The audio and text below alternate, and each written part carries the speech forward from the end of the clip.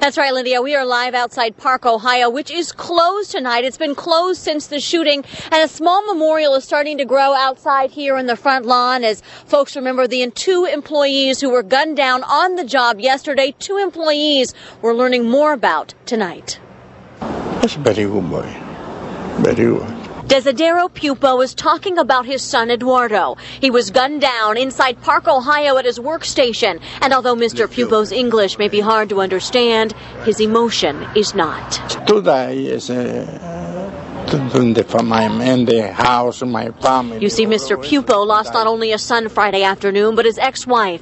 Graciela Morales, the mother of 2 of his children, was also murdered in her own car, shot multiple times. A heartbreaking loss for her co-workers and those who loved her. 22 years living together like this. Police say the gunman was Graciela's current boyfriend, Pedro Rodriguez. Family members tell us he was jealous of Graciela's friendship with her stepson. Graciela very good. Graciela very good. Never problem with Graciela. After grabbing her work ID off her dying body, we're told Rodriguez broke into the plant, shooting Eduardo, a father of 3, 6 times. One boy in the 22 years and 2 girls. Eduardo had only been in Ohio 5 years, working to support his family back home in Cuba. No have a problem with anybody. One man's loss of a son, a wife, a community's devastation, 2 senseless deaths, incomprehensible in any language.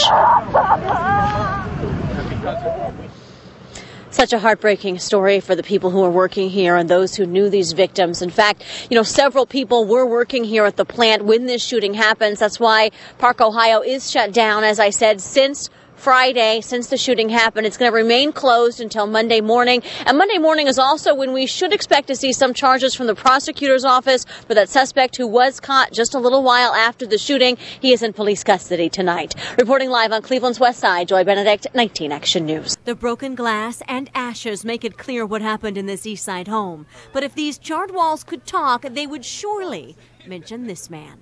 I hope you don't put this on it. Jerry Thomas is a little camera shy. In fact, few on Cleveland Road knew his name, but one family sure is thankful he was standing outside at about 10 Sunday morning. The nurse or whatever came running out the house and help. Jerry saw smoke, then heard a 10-year-old girl was still inside and he took off running. Kicked the door in, she's scared. She's standing at the top of the stairs, scared. But that little girl wasn't the only one here. She lives in this home with her mother and 72-year-old grandmother, Irma Nimmons. She's not ambulatory. She suffered a stroke in November of 2009. Victor had just moved his mom back into her house. They had her hospital bed set up in the dining room, and although Jerry couldn't see her through the smoke, he heard her plead. I had forgot she was even in there.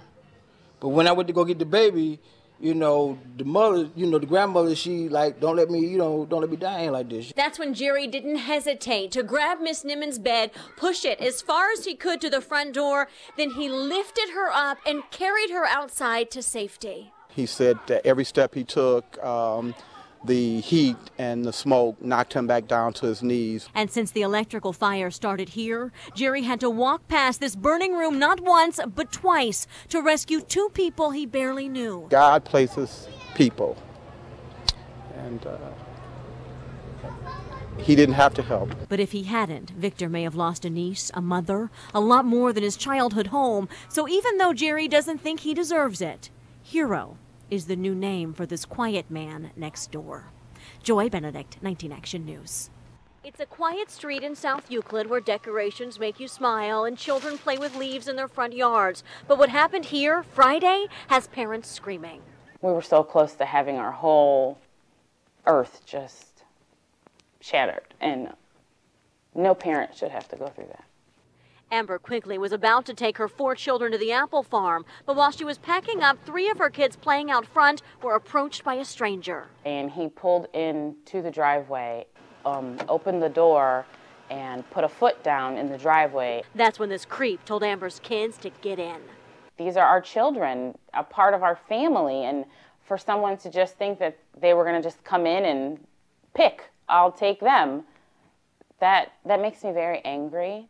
But Amber is also thankful she has such smart children. Her oldest, Taya, grabbed her brother and sister and ran inside. I think that my kids did an amazing, amazing job. Since the incident, things have changed here at the Quigley house. The kids are no longer allowed to play in the front yard. Mom even drew a line literally in the driveway so kids can't get close enough to possibly be approached by a stranger. I feel like I want to put them in a bubble so that I can protect them. But this mom knows that's not realistic, so she hopes someone saw something. I hope that he's found so that he can't succeed in whatever it is he was trying to do.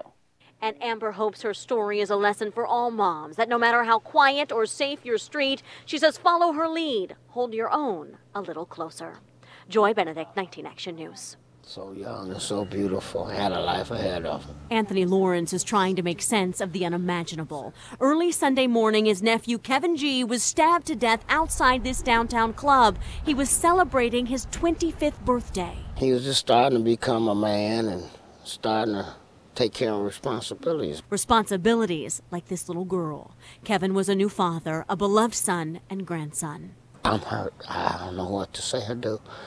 Because every time I look at his daughter, she has to grow up without a father now. Kevin was part of a local rap group that had just performed earlier that night at Earth in the West Bank of the Flats. We're told he got into an argument inside the club with a man and woman. The couple was kicked out by security. Kevin stayed inside. That's when investigators say the suspects waited for Kevin to leave the club, then picked a fight with him for a second time, stabbing him numerous times in the chest and the neck, stabbing him to death right here on this Cleveland street. These young kids have to learn it's not about violence out here.